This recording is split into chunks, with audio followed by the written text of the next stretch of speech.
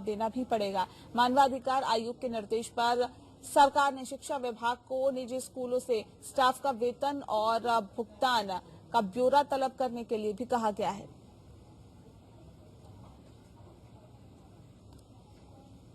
National green tribunal के निर्देशों के क्रम में उत्तर प्रदेश के 13 शहरों में पटाखे चलाने पर रोक लगाने के फैसले के बाद उत्तराखंड में भी कुछ शहरों में इसी तरह का प्रतिबंध लगाया जा सकता है। इसी सिलसिले में मुख्य सचिव ओम प्रकाश ने अधिकारियों के साथ मंथन किया। बुधवार को इसके आदेश जारी हो सकते हैं। एनजीटी ने वायु प्रदूषण के हिसाब से गंभीर स्थिति वाले शहरों में दीपावली पर पटाखे चलाने पर प्रतिबंध लगाया। साथ ही मध्यम और कम प्रदूषण वाले शहरों में भी पटाखे जलाने के लिए 2 घंटे का समय तय किया गया।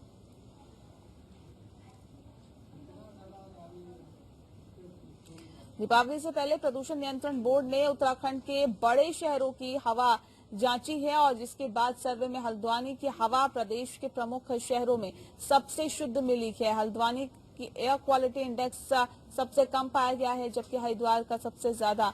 वहीं ऋषिकेश दूसरे नंबर पर है। एयर क्वालिटी इंडेक्स के लिहाज से दून और काशीपुर की स्थिति एक जैसी ही रही है। इस बार 7 नवंबर से 9 नवंबर तक इन शहरों में एयर क्वालिटी इंडेक्स माना गया है।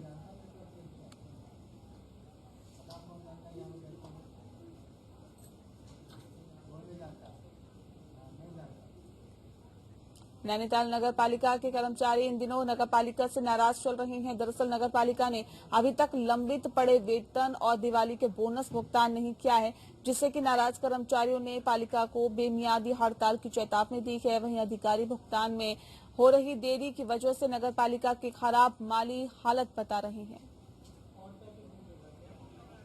मांगे हमारी वो ये पूर्व से कर्मचारी हित में चली आ रही हैं कि एक तो प्रति माह जो है वेतन की समस्या यहाँ पर लगातार निरंतर चली आ रही है और इस समय दीपावली का पर्व सर पर है।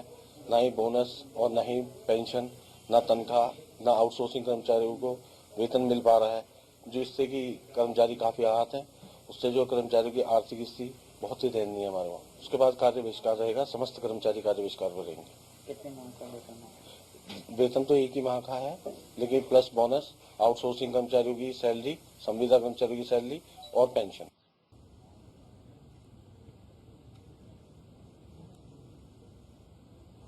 नैनीताल नगर पालिका के कर्मचारी इन दिनों नगर पालिका से नाराज चल रहे हैं। दरअसल नगर पालिका ने अभी तक लंबित वेतन जो रहा और दिवाली के बोनस का भुगतान भी अभी तक नहीं किया है, जिससे नाराज कर्मचारियों ने पालिका को बेमियादी हड़ताल की चेतावनी भी दी है। वहीं अधिकारी भुगतान में हो रही देरी की वजह नगर पालिका की खराब माली हालत को बता रहे हैं। तो वेतन और बोनस न मिलने से जो नगर पालिका के कर्मचारी है वो हड़ताल की चेतावनी दे रहे हैं। जल्द से जल्द वेतन देने और बोनस को देने की मांग की जा रही है। साफ तौर पर ये कर्मचारी अब आर पार की लड़ाई के मूड में दिखाई दे रहे हैं। इनका ये साफ कहना है कि अगर वेतन नहीं दिया, दिवाली बोनस नहीं आया, तो उसके बाद हड़ताल कर दी जाएगी। नगर पालिका के अधिकारी खराब माली हालत को इसकी मुख्य वजह बता रहे हैं।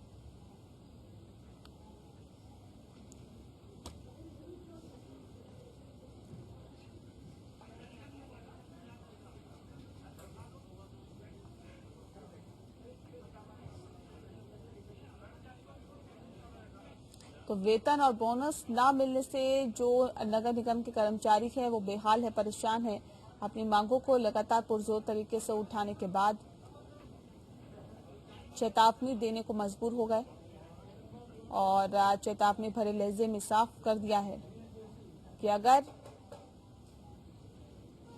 सैलरी नहीं दी गई, वेतन नहीं दिया गया, बोनस दिवाली का नहीं दिया गया, तो हड़ताल कर दी जाएगी।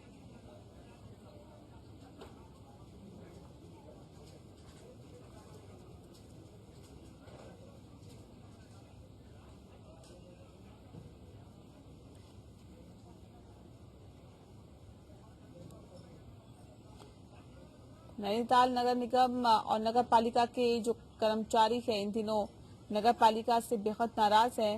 लगातार अपनी मांगों को उठाते हुए अपने हक की लड़ाई के लिए, अपने हक की आवाज के लिए अपनी आवाज बुलंद कर रहे हैं और इस हक के लिए हड़ताल तक की भी ये चेतावनी दे चुके हैं। और यहाँ रुकेंगे एक ब्रेक के लिए, जल्द लौटेंगे।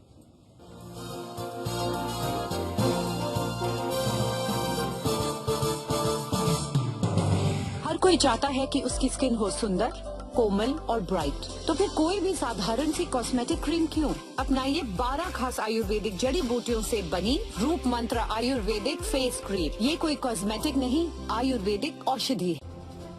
उत्तराखंड राज्य की स्थापना के 20 वर्ष पूरे होने पर समस्त उत्तराखंड वासियों को बधाई।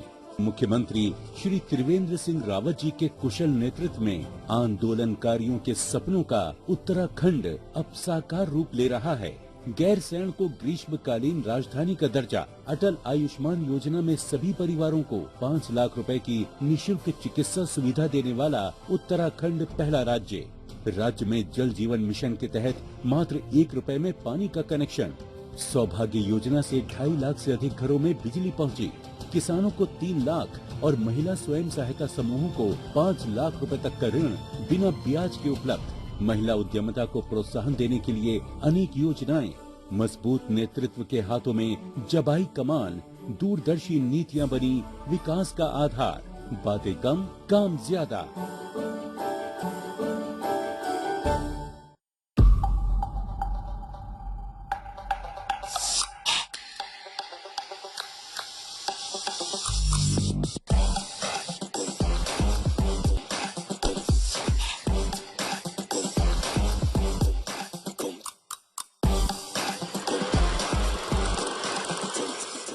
GFMI, APL Global Film and Media Institute. Admission open. मैं आदित्यनाथ योगी आदित्यनाथ ने 19 मार्च 2017 को उत्तर प्रदेश के मुख्यमंत्री पद की कमान संभाली। गोरखपुर से करीब 11 किलोमीटर दूर पिपराइच रोड पर वनटांगिया गांव शुरू हो जाते हैं। हम लोग के पहले कुछ सुविधा नहीं रहा। हमके जब से बाबा आए हैं तब से बहुत अच्छा लगा था। वनटांगिया समुदाय के गांव में स्कूल, अस्पताल, बिजली, सड़क, पानी जैसी कोई सुविधा थी ही नहीं। घर हो गई, मकान हो गई, बढ़िया हमन रहे लगली। कभी वीरान पड़े वनटांगियों के गांव में आज रौनक आ गई है। गांव के गांव बिजली से रोशन हो चुके हैं। बच्चे अब स्कूल जा रहे हैं। हम लोग को जब बाबा हुए हैं तो मुख्यमंत्री हुए तो हम लोग को छत मिला है पढ़ने के लिए। हम लोग को बहुत सुविधाएं मिली है। स्वास्थ्य केंद्र में स्वास्थ्य लाभ भी मिल रहा है। यहाँ के लोगों को देखते हैं, चेक करते हैं। डॉक्टर लोग मेडिकल से आते हैं, यहाँ पर ब्लॉक से आते हैं। राजस्व ग्राम बन जाने से अब वनटांगिया गांव में सभी योजनाएं पहुंच रही हैं। हमारे गांव में लाइट सुविधा, गैस की सुविधा, ऊपर से अपना शौचालय सुविधा, सब सुविधाएं मिल रही हैं। राजस्व गांव की मांग इन वनटांगिया गांव के निवासियों की तरफ से की जा रही थी, जिसे योगी सरकार ने पूरा कर प्रदेश के प्रति अपना दायित्व निभाया।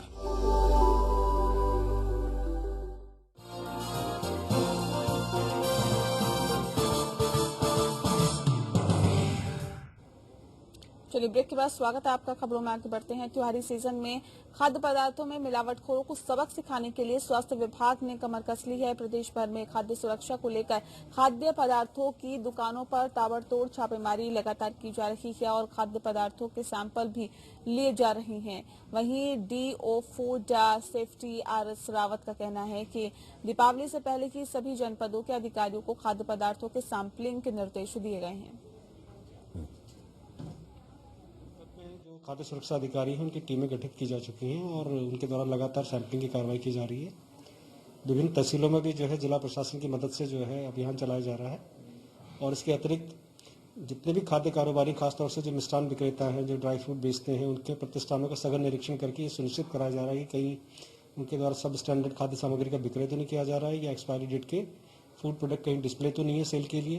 तो लगातार कार्रवाई चल रही है और अभी त्योहारी सीजन है, लगातार ये चलती रहेगी। देखिए, दीपावली से पहले ही कुछ दिन पहले ही जो है आयुक्त महोदय से सभी जनपदों को निर्देश दे दिए गए हैं कि सारी सघन अभियान करें, किसी को बिना वजह परेशान न किया जाए। देखिए, दुकानदारों को भी परेशान करने के लिए नहीं कहा गया, क्योंकि वैसे भी कोरोना काल में लोग परेशान हैं, लेकिन जो लोग गलत काम कर रहे हैं उनके खिलाफ सख्त कार्रवाई के आदेश दिए गए।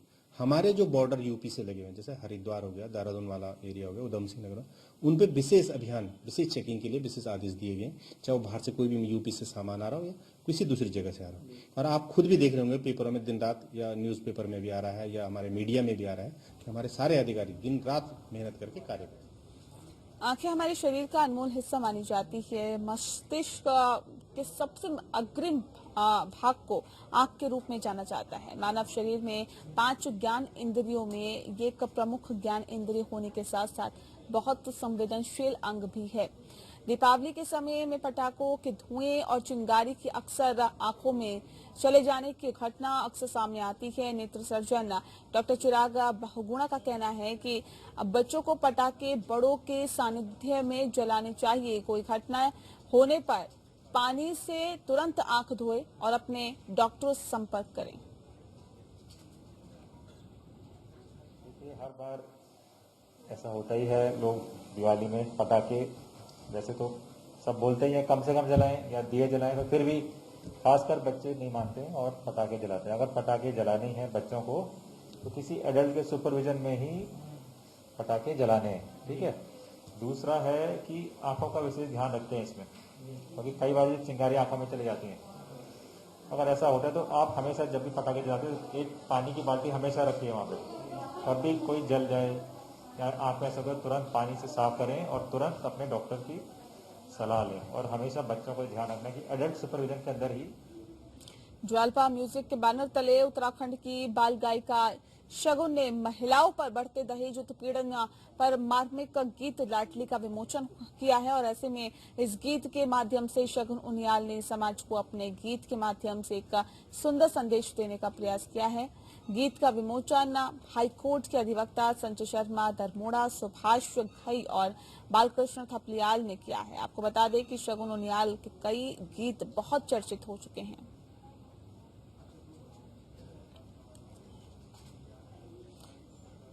केदार घाटी में एक और ताल को खोजा गया है। पर्यटकों और ट्रैकरों की नजर अब तक दूर इस ताल का नाम पैया ताल रखा गया है, जो कि केदारनाथ से करीब 16 किलोमीटर की दूरी पर स्थित है। हाल ही के अंदर 2 स्थानीय युवक ने इस ताल को ढूंढा है। ये खबर देखिए।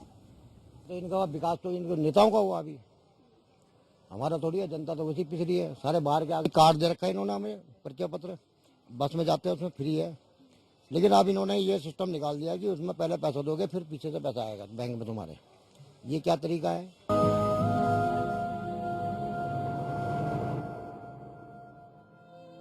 बेहतर तालीम, उम्दा सड़क, लाजवाब स्वास्थ्य सुविधाएं और बेहतर रोजगार की हसरत ने हिंदुस्तान के लक्ष्य पर उत्तराखंड को घेरा। ये राज्य खैरात में नहीं मिला है, ये राज्य आंदोलन की कलम और शहादत की स्याही से बनाया गया है। बावजूद इसके सपने अधूरे हैं, लिहाजा आक्रोश कायम। आज एक गद्दी में बैठ के ये लोग, आज ये चोर गद्दी में बैठ रखे हैं जो यह राज्य आंदोलनकारियों के बारे में नहीं सुन रहे हैं। इनको सुनना पड़ेगा, और नहीं सुनेंगे तो आज भी वही हाल होने वाला है जो हाल तब हुआ था, 94 में हुआ था, वही हाल आज भी होने वाला है। मैंने अपना बेटा खोया, किसी ने अपने माँ खोई, किसी ने भाई खोया, तो उन लोगों को पूछना चाहिए कि ये क्या है। राज्य 20वां स्थापना दिवस मना रहा है, कोई जश्न में डूबा है तो राज्य आंदोलनकारी निराश है। राज्य आंदोलन के किस्से सुनो तो रोंगटे खड़े उठते हैं। रूह आंदोलनकारियों का सामना करने का साहस नहीं जुटा पाती, क्योंकि जिन्होंने राज्य की बुनियाद के लिए खुद को फना किया उनके सपने अधूरे। सुबह हम जैसे मुजफ्फरनगर पहुंचे तो वहाँ पे देख रहे थे कि हम आगे पीछे लोग जा रहे हैं, ये समझ में नहीं आ रहा था कि क्या हो रहा है। फिर हम आगे गए, कोई कह रहे लाठीचार्ज हो रहा है, कोई कह रहा पथराव हो रहा है। फिर हमने देखी कि बुलेट चल रही है, क्योंकि जो वो थी जो बसें थी उसमें से आर पार की वो निकली हुई थी, तो उससे हमें पता लगा था बुलेट चल रही है। तो हम बस के आगे पीछे छुप गए और उसके बाद देखा कि मैंने जैसी मुझे लगा कि मैं सेफ हूँ। बस के आगे पीछे इस साइड क्या बोलते हैं ढलान थी और इस साइड मेरे खेत थे। जैसे मैंने देखा कि मेरे साथ ही एक सोवन सिंह राणा है जो तीरी के थे, उनके बुलेट लगी पाँव में इस साइड से और उसके छींटे मेरे मुंह में लगे। ठीक है, जैसे मैंने उसको उठाने की कोशिश करी और 3 गोली मेरे पाँव में धड़ से हो गया, जो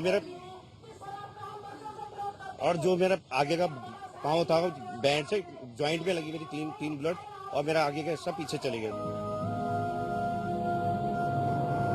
खटीमा से लेकर मसूरी तक हुए गोलीकांडों को कौन भूल सकता है।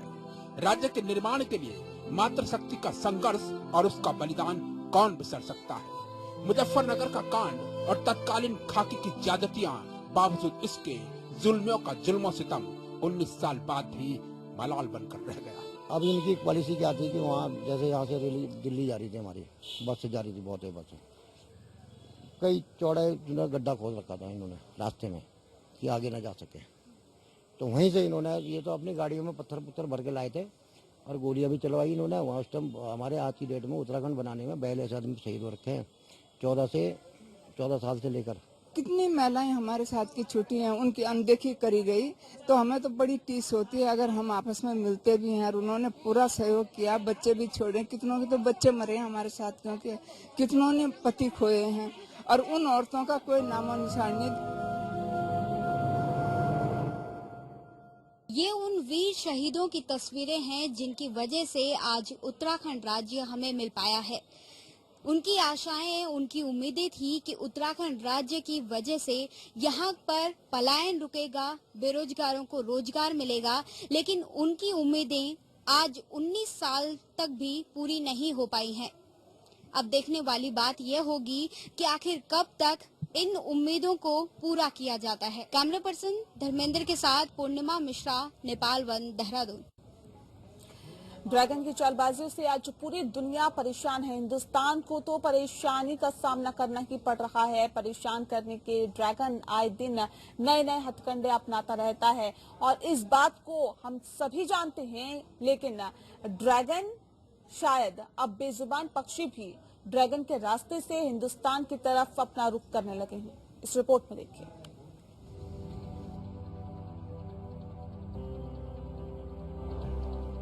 सर्दियां शुरू होते ही हर साल उत्तराखंड में दूर 7 समुंदर पार से बड़ी तादाद में पक्षी हिंदुस्तान का रुख करते हैं। इनमें से ज्यादातर पक्षी साइबेरिया से आते हैं, लेकिन इस बार बड़ी तादाद में ये पक्षी तिब्बत से पहुंच रहे हैं। तो क्या मान लिया जाए कि पक्षी भी ड्रैगन से परेशान हैं? क्योंकि जिस तरीके से चाइना के लोग कोई भी जीव खाने के लिए जाने जाते हैं, तो लगता है कि ये पक्षी भी अपना अस्तित्व बचाने के लिए हिंदुस्तान आ रहे हैं। देखिए, जैसे जैसे यूरोप, कनाडा, साइबेरिया और उच्च हिमालयी क्षेत्रों में बर्फ पड़ जाती है, तो जो प्रवासी पक्षी हैं जो पानी के ऊपर डिपेंडेंट हैं, वो माइग्रेट करके भारत और एशिया के क्षेत्रों में पहुंचते हैं, क्योंकि इस समय उनको भोजन की आवश्यकता के लिए इधर माइग्रेट करने की जरूरत होती है। तो हमारे आसपास तुमड़िया जलाशय है, बौर, हरिपुरा या कोसी बैराज या रामगंगा नदी में काफी प्रवासी आ रहे हैं और ये आकर्षण का केंद्र भी हैं और साथ ही साथ जो यहाँ पर स्थानीय लोग हैं वो भी इनको देखकर आकर्षित होते हैं। पर्यटन भी इससे बढ़ता है और स्थानीय लोगों को रोजगार भी इससे मिलता है। सर्दियां शुरू होते ही कॉर्बेट लैंडस्केप के जलाशयों में साइबेरिया और तिब्बत से प्रवासी पक्षियों ने पहुंचना शुरू कर दिया है। कोसी नदी, रामगंगा नदी समेत आसपास की नदियों और जलाशयों में प्रवासी पक्षियों ने डेरा जमा लिया है। जलाशयों में अटखेलियां करते परिंदों के दीदार को पक्षी प्रेमी और सैलानी भी पहुंच रहे हैं। आपको बता दें कि कॉर्बेट लैंडस्केप में 550 से ज्यादा पक्षियों की प्रजातियां पाई जाती हैं। लेकिन सर्दियों में सुरखाब, wall creeper, black stork, pintail, कॉरेंट समेत तमाम किस्म के परिंदों के पहुंचने से कोसी, रामगंगा नदी, भोगपुर बौर और हरिपुर जलाशय गुलजार हो गए हैं। गौरतलब है कि प्रवासी पक्षी कॉर्बेट पार्क घूमने आने वाले वर्ल्ड वॉचर की पहली पसंद होते हैं। सुरखाब यानी रेड सेल डक का आकर्षण सबसे ज्यादा रहता है। ये विदेशी मेहमान भोजन और प्रजनन के लिए सैकड़ों मील का सफर तय करके ठंडे देशों से यहाँ पहुँचते हैं। इस समय कोसी नदी में कई मेहमान पक्षियों के करलब से वातावरण गूंज रहा है। देखिए, रामनगर का क्षेत्र कोसी जो रिवर है हमारी, उसमें सर्दियां प्रारंभ होने पर प्रवासी पक्षियों का आवागमन शुरू हो जाता है और ये ठंडे इलाकों से आती हैं और ये अब गर्मियों तक इसी क्षेत्र में रहेंगी। और आजकल कई किस्म के जो प्रवासी हमारे पक्षी हैं उनको देखने के लिए भी लोग कोसी बैराज जो पार्क वहाँ बना हुआ है वहाँ से उसको देखते हैं। और क्योंकि ये पर्यटन का क्षेत्र है तो यहाँ पे पर्यटक आकर के इसका काफ़ी आनंद लेते हैं। रामनगर वन प्रभाग द्वारा जो है 10 पर्यटन 10 अभी जो हमने बर्ड ट्रेल भी खोले हुए हैं, तो यहाँ पक्षियों की काफ़ी अच्छी संख्या है। तो ये काफ़ी स्थानीय लोगों के लिए भी इससे रोजगार और पर्यटन की संभावनाएं बढ़ेंगी। प्रवासी पक्षियों के उत्तराखंड पहुंचने से पर्यटन से जुड़े कारोबारी खुश हैं। इन पक्षियों के आने से स्थानीय लोगों को रोजगार मिल रहा है। साथ ही पर्यटकों और पक्षी प्रेमियों की संख्या में भी हर साल इजाफा हो रहा है। लेकिन बड़ी तादाद में पहुंच रहे इन मेहमान पक्षियों की सुरक्षा भी वन महकमे के लिए किसी चुनौती से कम नहीं है। इसलिए इन पक्षियों की सुरक्षा के लिए वन महकमे के अलावा स्थानीय जनता को भी आगे आना होगा, तभी हमारे प्रवासी मेहमान हमारे घर में चैन से रह सकेंगे। रामनगर से अमित बेलवाल की रिपोर्ट। और चलिए इसी के साथ फिलहाल इस बुलेटिन में इतना ही। नमस्कार।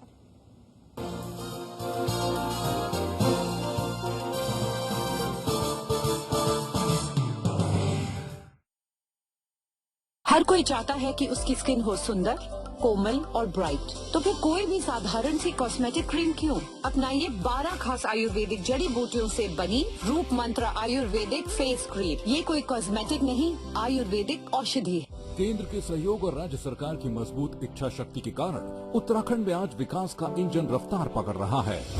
ऋषिकेश कर्णप्रयाग रेल लाइन हो या 4 धाम सड़क परियोजना, सभी इस डबल इंजन की रफ्तार से आगे बढ़ रही हैं। केदारनाथ धाम में पुनः निर्माण कार्य और भारतमाला परियोजना के तहत राष्ट्रीय राजमार्गों का निर्माण भी युद्ध स्तर पर चल रहा है। आज उत्तराखंड उड़ान योजना में हेली सर्विस शुरू करने वाला सबसे पहला राज्य बन गया है। मां गंगा की स्वच्छता और निर्मलता को प्रतिबद्ध सरकार ने नमामि गंगे योजना का बजट 4 गुना बढ़ाया है। डिजिटल इंडिया के लक्ष्य को पूरा करने के लिए भारत नेट फेज 2 परियोजना के तहत 5,991 ग्राम पंचायतों को इंटरनेट से जोड़ा जा रहा है। यही नहीं, देश के प्रथम drone application centre, CPAT, coast guard भर्ती सेंटर, नेशनल लॉ यूनिवर्सिटी जैसे कई महत्वपूर्ण संस्थानों की स्थापना से प्रदेश के विकास को नई गति मिल रही है। डबल इंजन की सरकार ने दिया है उत्तराखंड के विकास को बल। समृद्ध हुआ है आज, समृद्ध होगा कल। मैं आदित्यनाथ योगी आदित्यनाथ ने 19 मार्च 2017 को उत्तर प्रदेश के मुख्यमंत्री पद की कमान संभाली। गोरखपुर से करीब 11 किलोमीटर दूर पिपराइच रोड पर वनटांगिया गांव शुरू हो जाते हैं। हम लोग के पहले कुछ सुविधा नहीं था। हमके जब से बाबा आए हैं तब से बहुत अच्छा लगा था। वनटांगिया समुदाय के गांव में स्कूल, अस्पताल, बिजली, सड़क, पानी जैसी कोई सुविधा थी ही नहीं। घर हो गई, मकान हो गई, बढ़िया हमन रहे लगली। कभी वीरान पड़े वनटांगियों के गांव में आज रौनक आ गई है। गांव के गांव बिजली से रोशन हो चुके हैं। बच्चे अब स्कूल जा रहे हैं। हम लोग को जब बाबा हुए हैं तो मुख्यमंत्री हुए तो हम लोग को छत मिला है पढ़ने के लिए। हम लोग को बहुत सुविधाएं मिली है। स्वास्थ्य केंद्र में स्वास्थ्य लाभ भी मिल रहा है। यहाँ के लोगों को देखते हैं, चेक करते हैं। डॉक्टर लोग मेडिकल से आते हैं, यहाँ पर ब्लॉक से आते हैं। राजस्व ग्राम बन जाने से अब वनटांगिया गांव में सभी योजनाएं पहुंच रही हैं। हमारे गांव में लाइट सुविधा, गैस की सुविधा, ऊपर से अपना शौचालय सुविधा, सब सुविधाएं मिल रही हैं। राजस्व गांव की मांग इन वनटांगिया गांव के निवासियों की तरफ से की जा रही थी, जिसे योगी सरकार ने पूरा कर प्रदेश के प्रति अपना दायित्व निभाया। लोकतंत्र उस महान इंसान का सपना था। शहादत हासिल करते हर सेनानी की उम्मीद थी। इस कार्यक्रम के प्रायोजक हैं गोल्डी मसाले, जहां जाए रिश्ते बनाए। इस प्रोग्राम के स्पॉन्सर हैं आज ही ले आए। पेट सफा पहली रात से ही असर दिखाता है और इसकी आदत भी नहीं पड़ती। पेट सफा हर रोग दफा।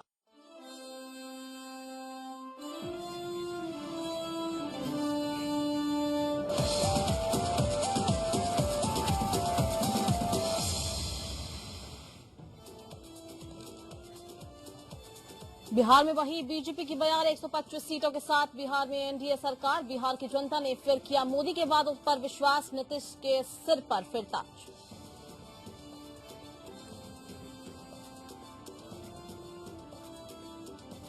बिहार में दिवाली से पहले एनडीए में फूट रहे हैं पटाखे। एनडीए में जीत का जश्न, एक दूसरे को मिठाई खिलाकर दी जीत की बधाई।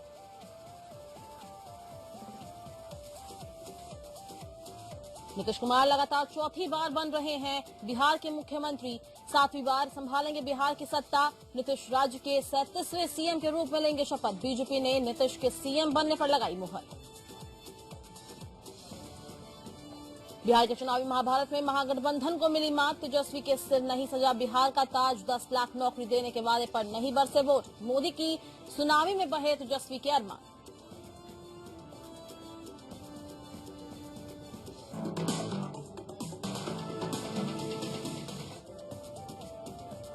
बिहार विधानसभा चुनाव में एनडीए को जीत से गदगद प्रधानमंत्री नरेंद्र मोदी बीजेपी मुख्यालय जाएंगे।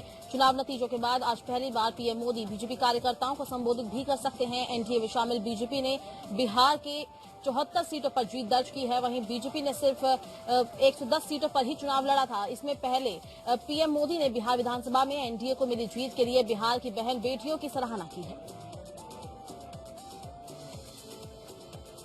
बिहार विधानसभा की 243 सीटों में से प्रदेश में सत्ताधारी एनडीए ने 125 सीटें जीत ली है और बहुमत का जादुई आंकड़ा प्राप्त कर लिया है। वहीं विपक्षी महागठबंधन ने 110 सीट जीती है। एनडीए में शामिल बीजेपी ने 74 सीटें, जेडीयू ने 43 सीटों पर, विकासशील इंसान पार्टी ने 4 सीटों पर और हिंदुस्तानी अवाम मोर्चा ने भी 4 सीटों पर जीत दर्ज की है। तो वहीं विपक्षी महागठबंधन में शामिल आरजेडी ने 75 सीटों पर, कांग्रेस ने 19 सीटों पर, भाकपा माले ने 12 सीटों पर, भाकपा और माकपा ने 2-2 सीटों पर जीत दर्ज की है। और इस चुनाव में चिराग पासवान की एलजेपी और बसपा ने एक सीट जीती है।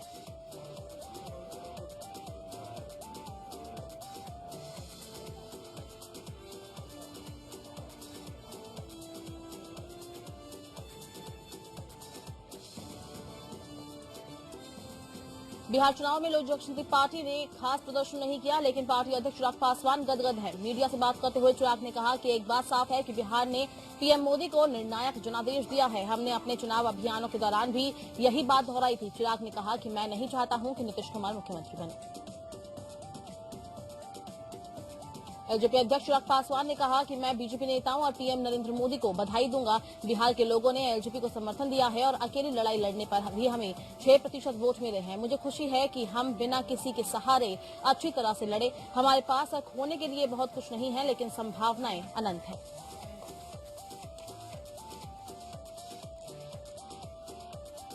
एलजेपी अध्यक्ष चिराग पासवान ने कहा कि 2025 के चुनावों में हम अच्छा करेंगे, क्योंकि हमने इस चुनाव में जमीन तैयार की है। अधिकांश सीटों पर हमने अच्छा प्रदर्शन किया। हमने अधिकतर सीटों पर अच्छा प्रदर्शन किया है। गौरतलब है कि एनडीए से अलग होकर चिराग की पार्टी एलजेपी ने अकेले ही चुनाव लड़ा था। बीजेपी ने सिर्फ बिहार में ही कमाल नहीं किया, बल्कि उपचुनाव में भी विपक्षी दलों को चुनावी महाभारत में धूल चटा दी है। यूपी में 2022 में चुनाव है, लेकिन उससे पहले सत्ता के लिए सेमीफाइनल में बीजेपी ने 7 में से 6 सीटें जीतकर ये बता दिया कि यूपी में बीजेपी बम बम कर रही है। यूपी की जनता मुख्यमंत्री योगी आदित्यनाथ पर विश्वास कर रही है और इसी जीत के साथ बीजेपी अभी से मिशन 2022 में जुट गई है। सपा के खाते में किसी तरह एक सीट गई, यानी साइकिल अब भी पंक्चर है। हमीरपुर जिले में रिश्तों को तार-तार कर देने वाला एक मामला सामने आया है। पत्नी ने पति को आपसी झगड़े को लेकर सिलबट्टे से मारकर मौत के घाट उतार दिया। वहीं घटना को छिपाने के लिए थाने में पत्नी अपने साथ मारपीट की झूठी शिकायत लेकर पहुंच गई। घटना की सही जानकारी होने पर पुलिस के पूछताछ करने पर पत्नी ने अपना जुर्म कबूल कर लिया। कौशाम्बी में कस्तूरबा गांधी बालिका इंटर कॉलेज की प्रधानाचार्य को प्रबंध तंत्र ने 1.25 करोड़ के गबन के आरोप में निलंबित कर दिया है। साथ ही कार्रवाई के लिए रिपोर्ट डीआईओएस को भेज दी है। प्रिंसिपल के खिलाफ हुई इस कार्रवाई से कॉलेज में हड़कंप मचा है। उधर प्रधानाचार्य ने निलंबन की कार्रवाई को गलत ठहराया और अपने ऊपर लगे सभी आरोपों को सिरे से खारिज किया। बिहार के साथ साथ कई राज्यों में हुए उपचुनाव में भारतीय जनता पार्टी ने अच्छा प्रदर्शन किया। 11 राज्यों की 58 विधानसभा सीटों पर हुए चुनाव के नतीजे आ गए हैं। इसमें से सबसे अहम मध्य प्रदेश को माना जा रहा था, और जहां इस उपचुनाव के नतीजों पर शिवराज सिंह चौहान सरकार का भविष्य टिका था, लेकिन वहां बीजेपी ने 28 सीटों में से 19 सीटों पर जीत हासिल कर ली है, आसानी से बहुमत हासिल कर लिया है। कांग्रेस ने 9 सीटों पर जीत दर्ज की। राज्य में इस साल मार्च में कांग्रेस के विधायकों ने इस्तीफा दे दिया था, जिससे अल्पमत में आई कमलनाथ सरकार गिर गई थी। अधिकांश विधायक ज्योतिरादित्य सिंधिया के समर्थक थे, जो बाद में सिंधिया के साथ बीजेपी में शामिल हो गए। यूपी के खनिज निदेशक के आदेश पर खनिज अधिकारी सुभाष सिंह ने आईटीओ सेल टैक्स द्वारा मध्य प्रदेश से आ रहे ओवरलोड ट्रक पर कार्रवाई की। बांदा में प्रवेश करते समय ओवरलोड ट्रकों पर कार्रवाई की गई, जिसमें 28 ट्रक खनिज अधिकारी ने सीज करते हुए पुलिस को सीजर दिया है।